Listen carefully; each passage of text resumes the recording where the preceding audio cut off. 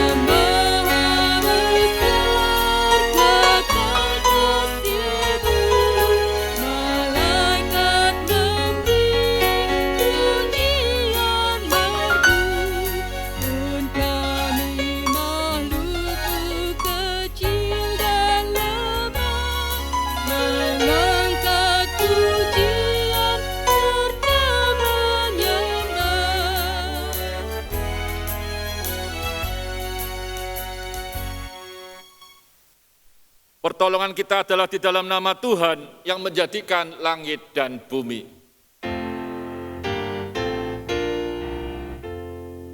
Amin,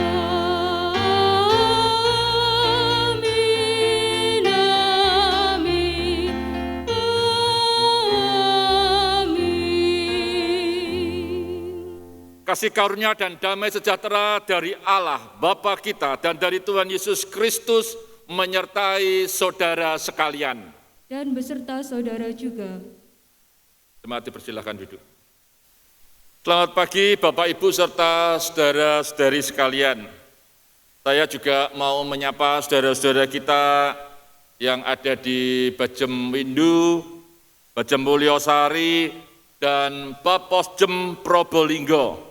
Dan tentunya jemaat saudara-saudara semua yang ada di Surabaya, dan saudara-saudara yang ada dimanapun juga.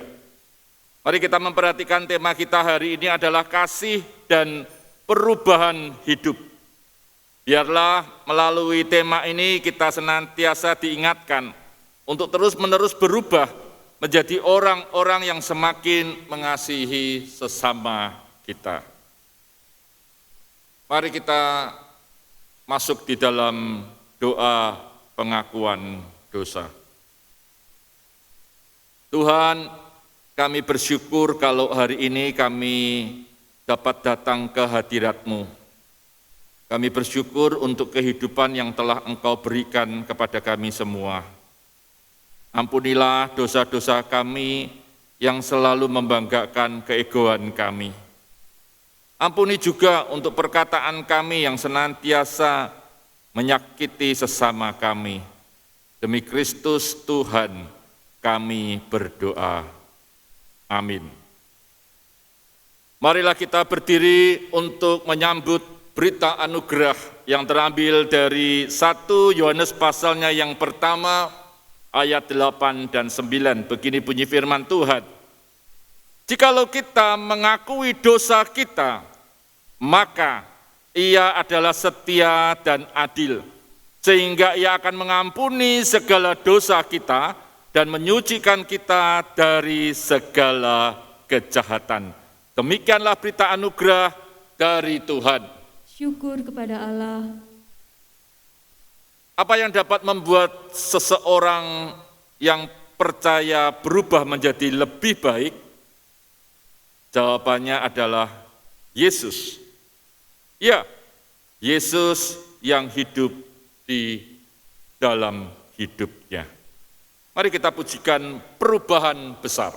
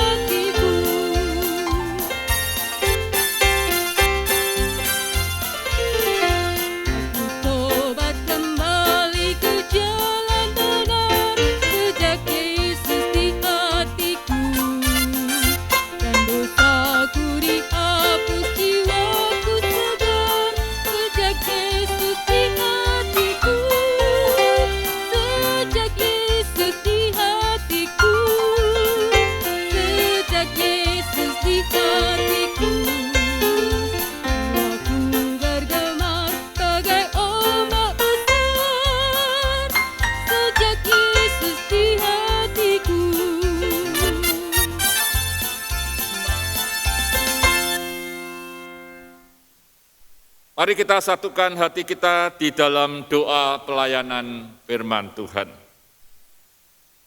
Tuhan, terima kasih kalau kami diberi kesempatan untuk membaca, merenungkan, dan menjalankan kebenaran firman-Mu. Tolonglah kami semua, baik pengkhotbah maupun kami yang mendengarkannya. Biarlah Roh-Mu yang kudus menuntun kami semua. Di dalam nama Tuhan Yesus kami berdoa. Amin. Bapak, Ibu, serta saudara-saudara sekalian, mari kita bersama-sama memperhatikan Efesus pasalnya yang keempat, ayatnya yang ke-25, sampai pasal 5, ayatnya yang kedua. Mari kita perhatikan Efesus pasalnya yang keempat, ayat 25, sampai pasal 5 ayatnya yang kedua. Begini bunyi firman Tuhan. Karena itu buanglah dusta dan berkatalah benar seorang kepada yang lain. Karena kita adalah sesama anggota.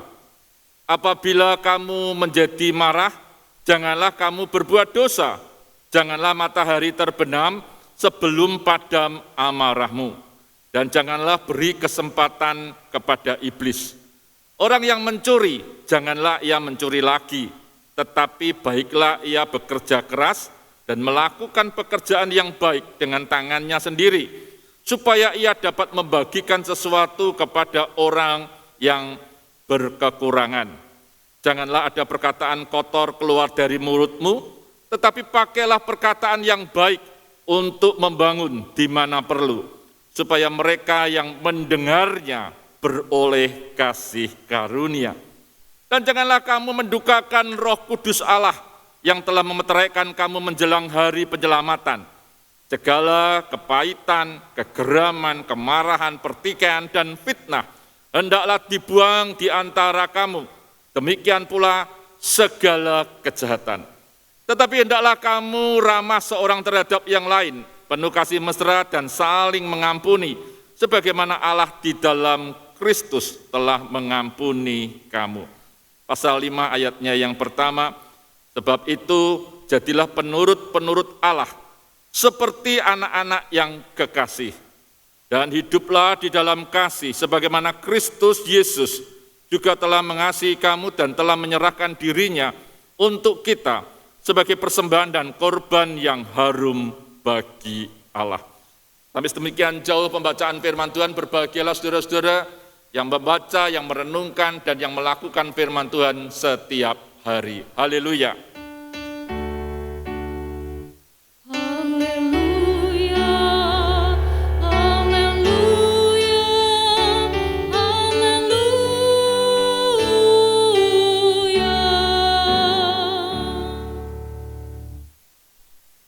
Bapak, Ibu, serta saudara-saudara sekalian, tema kita hari ini adalah kasih dan perubahan hidup. Saudara, saya ingin memberikan pertanyaan kepada Bapak, Ibu, serta saudara-saudara sekalian. Menurut saudara, mudah mana mengingat kebaikan orang atau kesalahan orang lain? Saya ulang sekali lagi.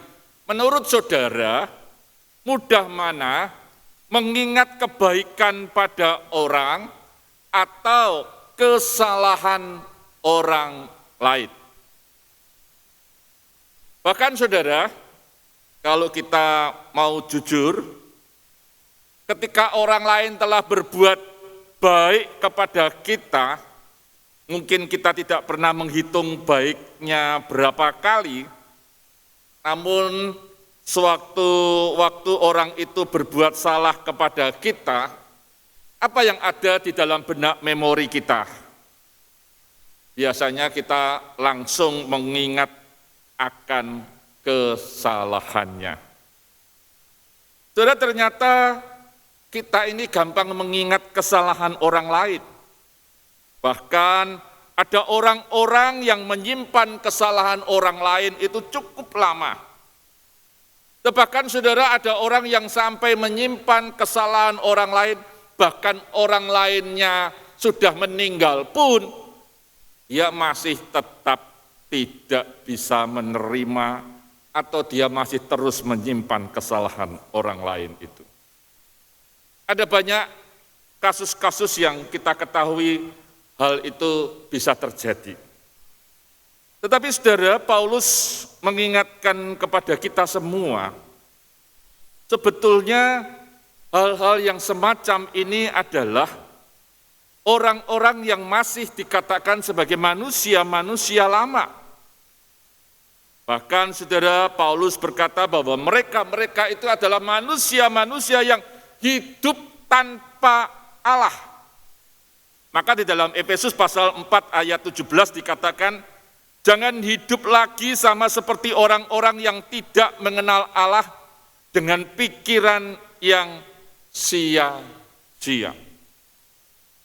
Saudara, Paulus dengan jelas mau mengingatkan kepada kita semua bahwa orang-orang yang disebut dengan manusia-manusia lama itu adalah manusia-manusia yang hidup tanpa Allah. Tidak pernah berpikir bahwa Allah itu ada dan apalagi Allah itu hidup di dalam kehidupannya.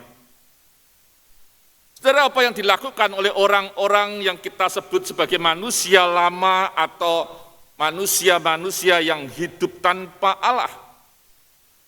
Kalau saudara perhatikan di dalam ayat 25 sampai 31, itu adalah ciri-ciri orang-orang yang masih hidup dalam manusia lama. Mereka gampang berdusta. Mereka tidak pernah takut pembicaraannya itu direkam oleh banyak orang atau diingat-ingat oleh orang lain. Mereka tidak pernah takut. Yang penting mereka keluarkan kata-kata yang dusta. Mereka suka marah-marah. Marah tidak pada tempatnya. Pokoknya kalau mereka ingin marah, mereka marah. Bahkan dari antara mereka ada yang dikatakan malas bekerja. Sampai-sampai mereka akhirnya menjadi pencuri-pencuri, malah lebih rela daripada mereka bekerja. Perkataan-perkataan mereka adalah perkataan-perkataan kotor. Bahkan saudara, mereka itu adalah hidup di dalam kepahitan, hidup di dalam kegeraman, kemarahan, pertikaian. Bahkan mereka tidak segan-segannya untuk saling memfitnah satu dengan yang lain. Bahkan saudara, kejahatan-kejahatan mereka semakin lama semakin menjadi-jadi. Kalau saudara perhatikan orang-orang yang hidup di dalam dunia ini, saudara akan menemukan orang-orang yang demikian. Orang-orang yang kalau berbuat jahat, dia tidak pernah takut untuk berbuat jahat, apalagi kalau perbuatan-perbuatan jahatnya itu bisa dibungkus dengan apapun juga, termasuk dengan agama. Nah, saudara, yang menarik adalah bagi Rasul Paulus, orang-orang yang masih hidup di dalam manusia-manusia lama, orang-orang yang hidup tanpa Allah, orang-orang yang sedemikian itu dikatakan dalam ayat yang ke-27, orang-orang itu memberi kesempatan pada iblis untuk bekerja di dalam hidupnya. Betul orang itu bukan iblis, betul orangnya bukan iblis. Tetapi dia memberi kesempatan iblis menggunakan hidupnya dia, sehingga apa yang dia lakukan, apa yang dia ucapkan, apa yang dia pikirkan, itu berasal daripada si jahat.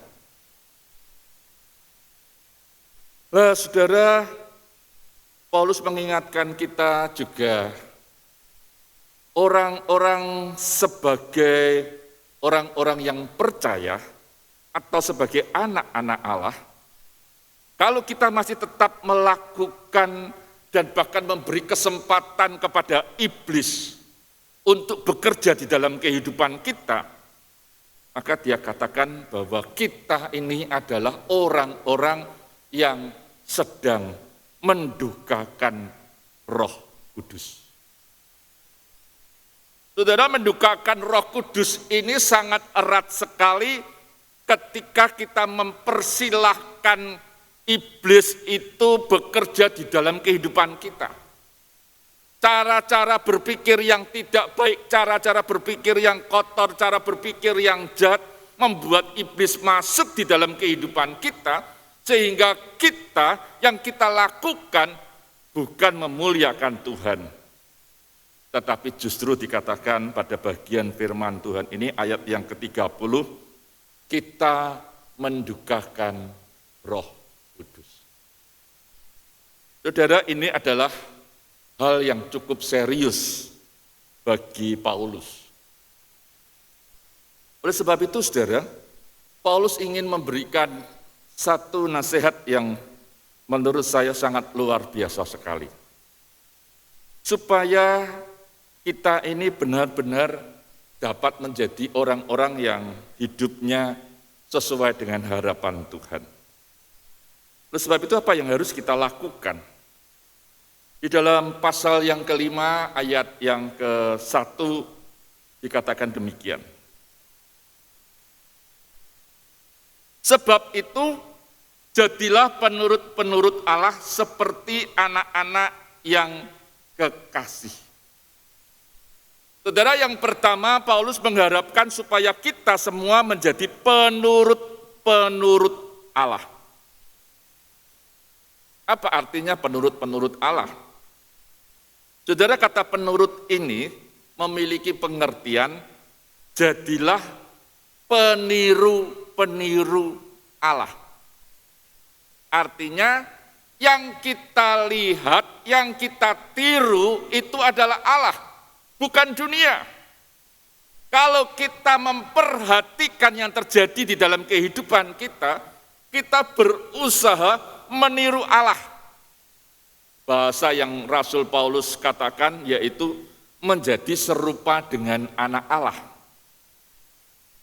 Artinya saudara, sebagai orang yang percaya, pola kita adalah polanya Allah, bukan pola dunia. Bukan pola kuasa kegelapan, tetapi polanya Allah. Dan kalau pola Allah itu kita terapkan di dalam kehidupan kita, maka kita akan menjadi orang-orang yang senantiasa bergantung kepada Allah. Bukan kita melihat manusia, kita bukan melihat sesosok orang, kita bukan melihat hamba Tuhan, kita bukan melihat pendeta, tetapi kita melihat Allah. Kita meniru apa yang Allah lakukan, bukan kita meniru apa yang manusia lakukan. Saudara, itu yang Paulus inginkan di dalam kehidupan kita. Maka ayat yang kelima itu mengingatkan kita, jadilah peniru-peniru Allah. Jadilah orang-orang yang selalu berharap bahwa Allah itu sebagai patronnya, Allah itu sebagai pola di dalam kehidupannya dia. Saudara, yang kedua yang Rasul Paulus harapkan di dalam kehidupan kita sebagai orang yang percaya, di dalam ayatnya yang kedua dikatakan dengan jelas.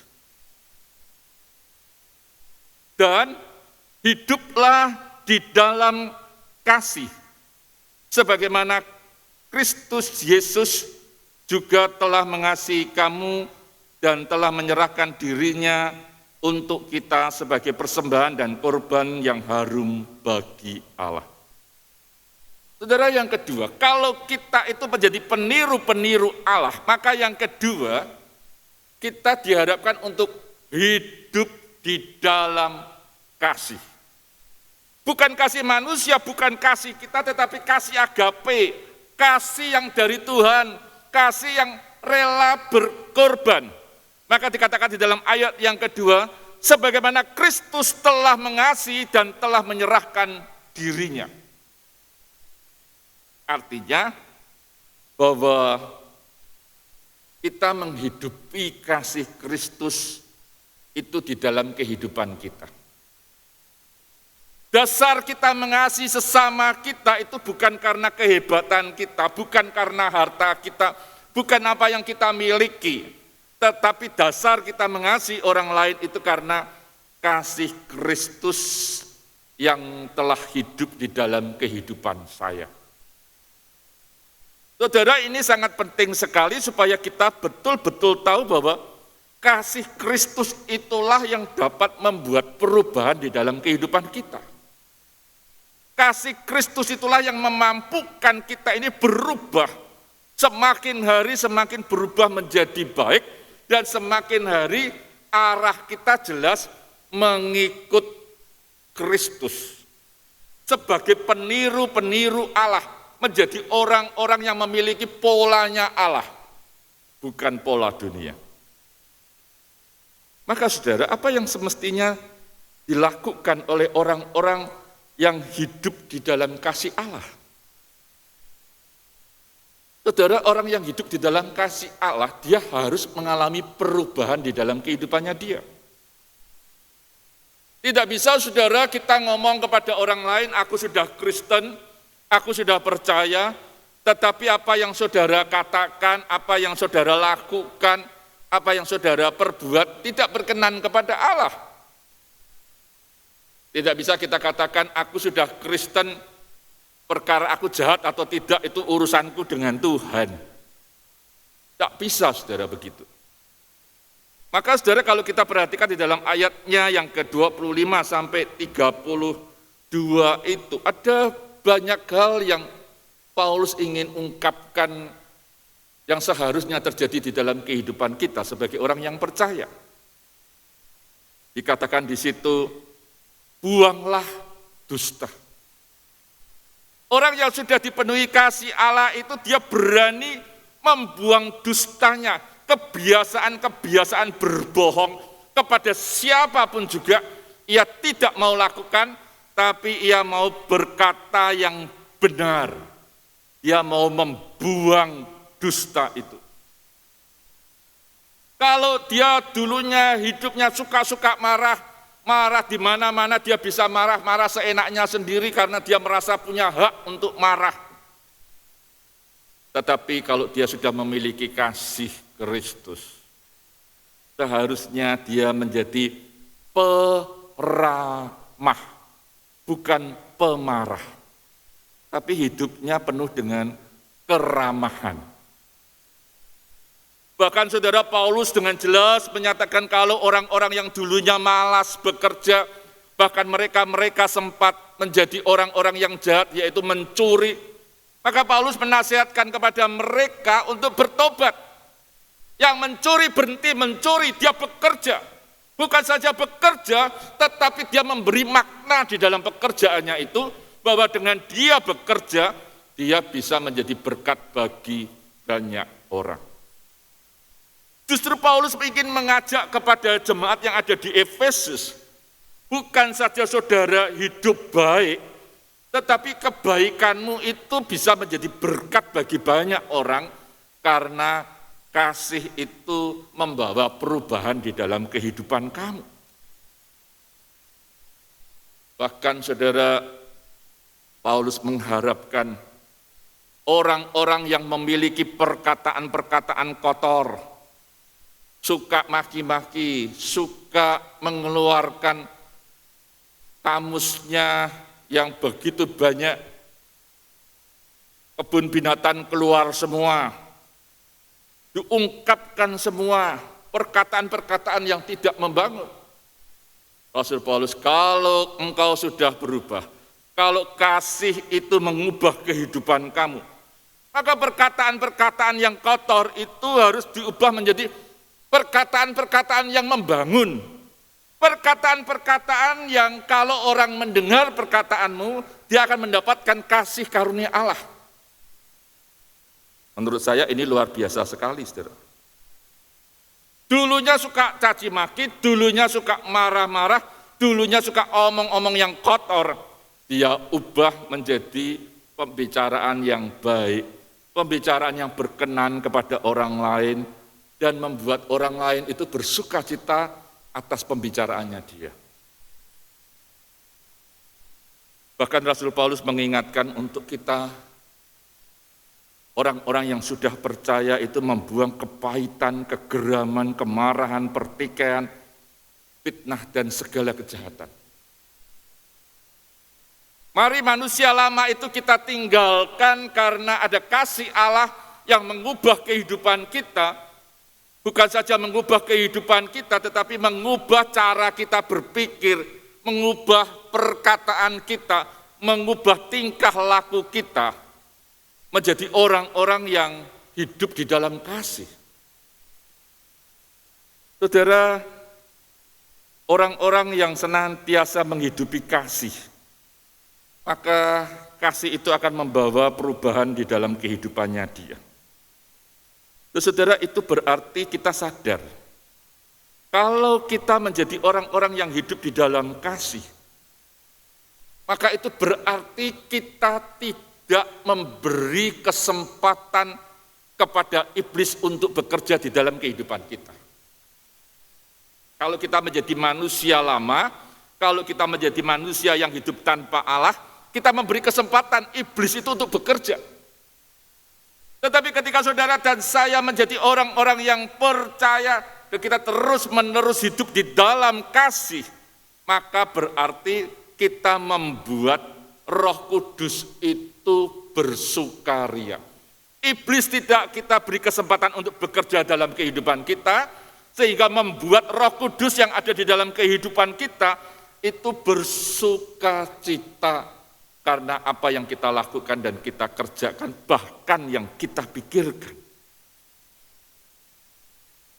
Oleh sebab itu, saudara, mari kita terus memikirkan bagaimana kita mengembangkan kasih Allah yang membawa perubahan di dalam kehidupan kita. Mari kita menyadari bahwa kasih Allah itulah yang membuat kita bisa mengasihi dan mengubah kehidupan kita menjadi lebih baik dan lebih baik lagi. Kalau istilah yang sederhana, kalau dulu kita ini menjadi orang-orang yang sukanya marah, kita sekarang berubah menjadi orang yang betul-betul ramah. Kalau dulu kita melihat orang lain selalu berpikiran negatif, kita selalu menganggap orang lain salah, selalu menganggap orang lain tidak benar. Justru ketika kita sudah mendapatkan kasih Allah, kita justru mengasihi orang-orang itu. Kenapa kita bisa mengasihi orang itu, saudara? Karena kasih Allah yang bekerja terus-menerus di dalam kehidupan kita, itu mengubah kehidupan kita senantiasa menjadi perubahan-perubahan yang menuju kepada kebaikan demi kebaikan. Saudara, kalau kita percaya bahwa kasih Allah itu hidup di dalam kehidupan kita, maka Roh Allah itu terus bekerja di dalam kehidupan kita dan memampukan kita semua untuk hidup benar-benar bertanggung jawab di hadapan Tuhan. Untuk kita mampu menjaga pikiran-pikiran kita, untuk kita dimampukan menjaga perkataan-perkataan kita, dan untuk kita dimampukan menjaga kelakuan-kelakuan kita, dan kita lakukan semuanya itu di dalam Kristus. Saudara, saya selalu hampir dan terus-menerus meyakini terus, kalau kasih Allah itu menjadi landasan di dalam kehidupan kita, maka semangat kasih Allah itulah yang seharusnya kita pegang terus-menerus di dalam kehidupan kita, saudara. Semangatnya apa, saudara? Semangatnya dikatakan sebagaimana Kristus telah mengasihi dan telah menyerahkan dirinya sebagai persembahan bagi Allah. Semangatnya adalah memberikan hidup ini, hidup yang sudah di dalam Tuhan ini, kita berikan bagi kemuliaan Tuhan. Semakin kita memikirkan hidup ini memuliakan Tuhan, saudara pasti akan tinggalkan manusia lama kita. Semakin saudara memikirkan bagaimana Tuhan saya permuliakan melalui hidup saya, melalui perkataan saya, melalui mata saya, melalui pikiran saya, maka saudara akan mudah meninggalkan dunia yang lama. Perkataan-perkataan yang kotor, perkataan-perkataan yang tidak berkenan, kita mudah meninggalkan itu. Kenapa, saudara? Karena kasih Allah itu memampukan saudara bisa melakukan itu dengan baik. Kasih Allah inilah yang akan membuat saudara semakin hari semakin bersemangat hidup di dalam Tuhan. Kita percaya bahwa hidup kita ini bisa menjadi berkat bagi orang-orang yang ada di sekeliling kita, bagi orang-orang yang ada di dekat kita. Dan orang-orang itu akan merasakan betapa indahnya kehidupan kita. Karena kita mencerminkan kasih Allah yang sudah hidup dan membawa perubahan yang baik di dalam kehidupan kita. Selamat menikmati kasih Allah yang hidup di dalam kehidupan saudara. Amin. Bersama dengan umat Allah di masa lalu, masa kini, dan masa depan, marilah kita mengingat pengakuan iman pada baptisan kita menurut pengakuan iman rasuli yang berbunyi demikian. Aku percaya kepada Allah, Bapa yang Maha Kuasa, Khalik langit dan bumi, dan kepada Yesus Kristus, anaknya yang tunggal Tuhan kita, yang dikandung dari Roh Kudus, lahir dari anak darah Maria, yang menderita sengsara di bawah pemerintahan Pontius Pilatus, disalibkan, mati, dan dikuburkan, turun ke dalam kerajaan maut, pada hari yang ketiga, bangkit pula dari antara orang mati, naik ke sorga, duduk di sebelah kanan Allah, Bapa yang Maha Kuasa, dan dari sana ia akan datang untuk menghakimi orang yang hidup dan yang mati. Aku percaya kepada Roh Kudus, gereja yang kudus dan am, persekutuan orang kudus, pengampunan dosa, kebangkitan orang mati, dan hidup yang kekal. Amin. Mari kita satukan hati kita di dalam doa syafaat kita. Tuhan, kami bersyukur kepadamu kalau Tuhan memberikan kesempatan kepada kami untuk terus hidup di dalam kasih-Mu ya Tuhan. Ajarkan kepada kami untuk terus menerus hidup di dalam kasih-Mu. Ajarkan kami berani berubah menjadi semakin hari semakin seperti Kristus. Beranikan kami Tuhan untuk kami boleh menyatakan kasih Kristus kepada dunia ini, kepada orang-orang yang ada di sekitar kami. Terima kasih Tuhan. Kami terus ingin berdoa Tuhan untuk keadaan dan kondisi pandemi COVID-19 ini. Kami bersyukur untuk tenaga nakes, kami bersyukur untuk pemerintahan yang peduli kepada orang-orang yang kena COVID-19 ini.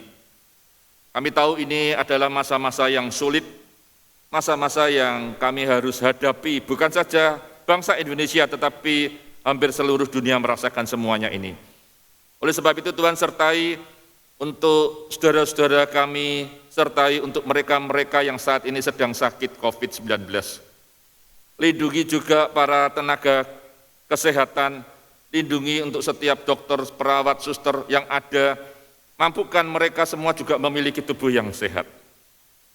Tuhan, kami juga ingin berdoa untuk persoalan ekonomi yang cukup besar di negeri kami ini.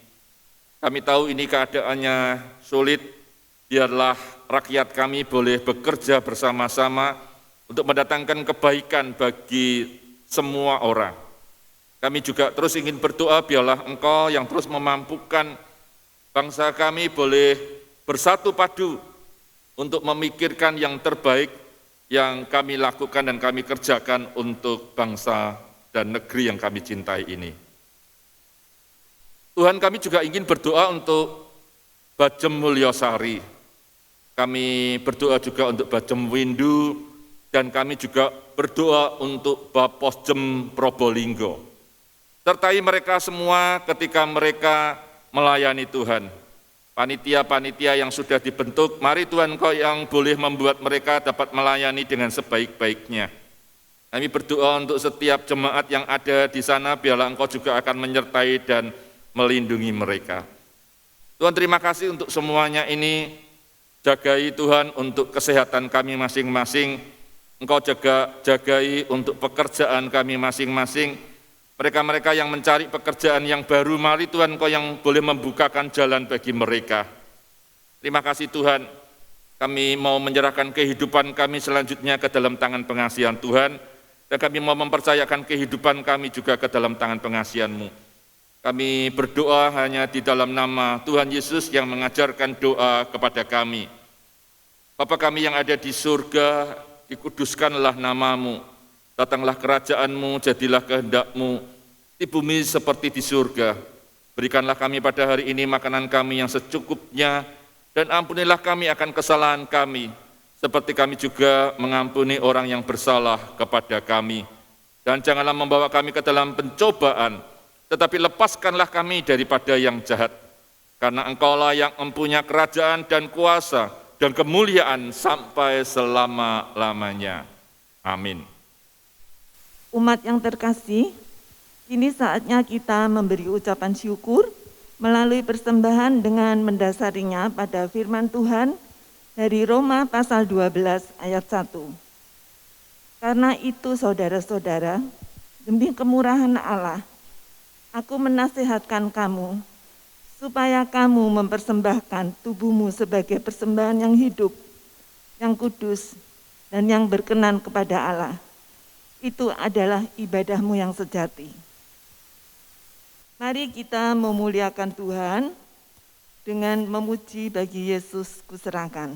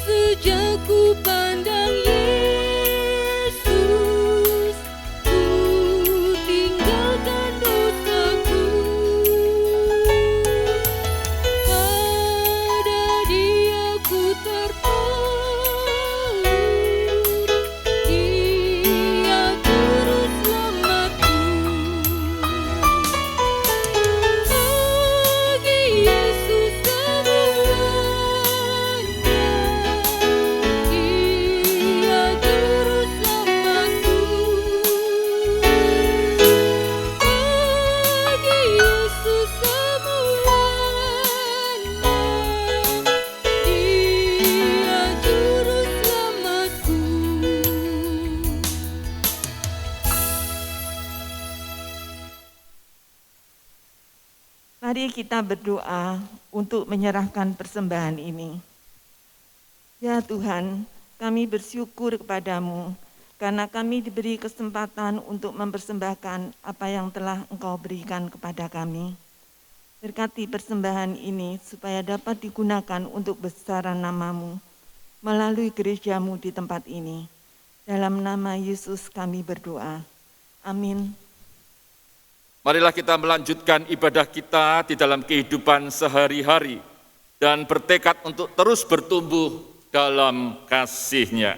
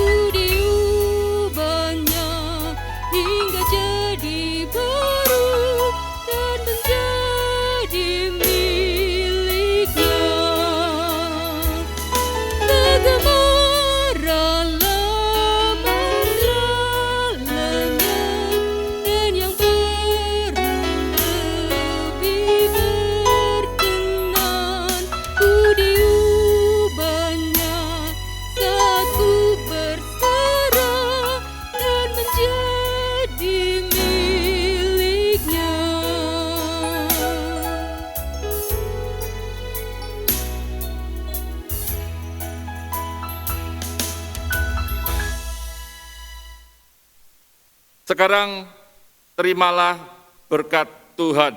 Arahkanlah hatimu kepada Tuhan. Kami mengarahkan hati kami kepada Tuhan. Jadilah saksi Kristus. Syukur kepada Allah, Terpujilah Tuhan. kini dan selamanya.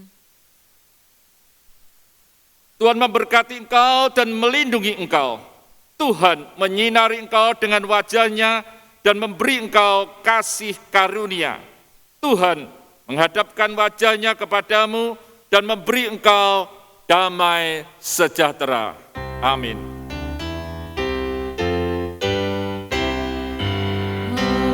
Haleluya, haleluya, haleluya, haleluya,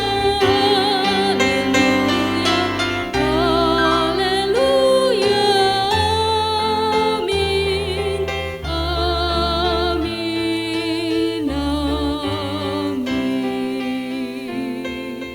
amin. 。 。 。 。 。 。 。 。 。 。 。 。 。 。 。 。 。 。 。 。 。 。 。 。 。 。 。 。 。 。 。 。 。 。 。 。 。 。 。 。 。 。 。 。 。 。 。 。 。 。 。 。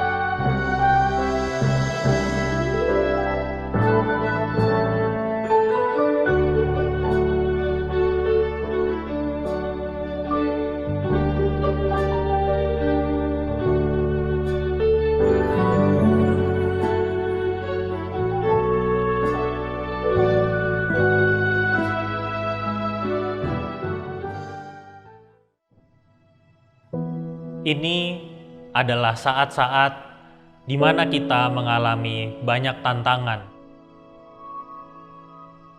krisis, dan keputusasaan.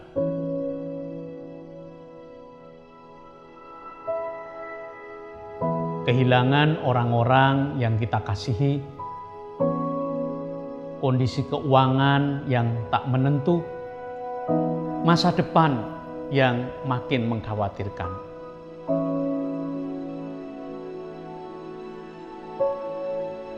Namun, justru di tengah segala keterbatasan ini, kita dipanggil untuk semakin memancarkan kasih dan harapan bagi sesama.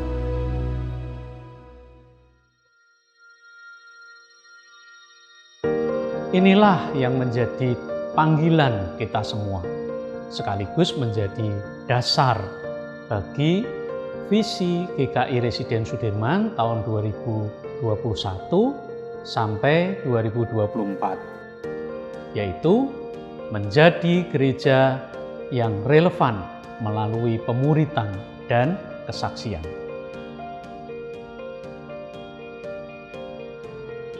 Lalu, bagaimana cara kita mewujudkannya? Tahun ini, kita akan fokus untuk semakin peduli, saling memperhatikan dan mengasihi sesama melalui skala komunitas yang lebih kecil, yaitu life group, dan tertanam lewat firman yang berkesinambungan dan aplikatif di tiap minggunya. Tahun kedua, kita akan bertumbuh bersama, saling menguatkan dan memuridkan, sehingga kita dapat semakin serupa dengan Kristus.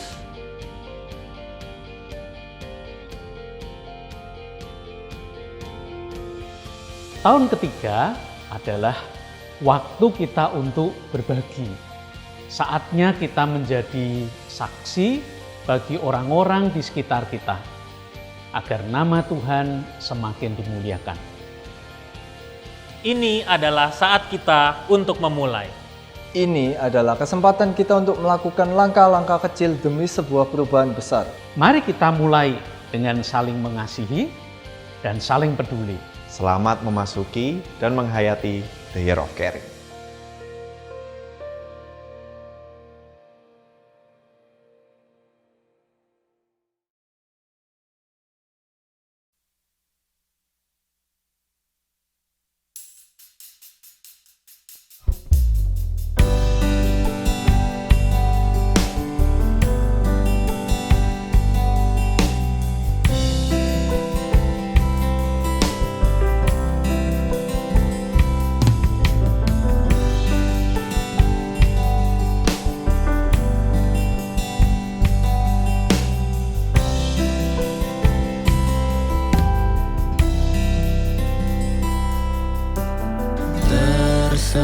Tersembunyi ujung jalan, hampir atau masih jauh. Ku dibimbing tangan Tuhan ke negeri yang tak ku tahu. Bapa ajar aku ikut, apa juga maksudmu, tak bersangsi atau takut, beriman tetap teguh.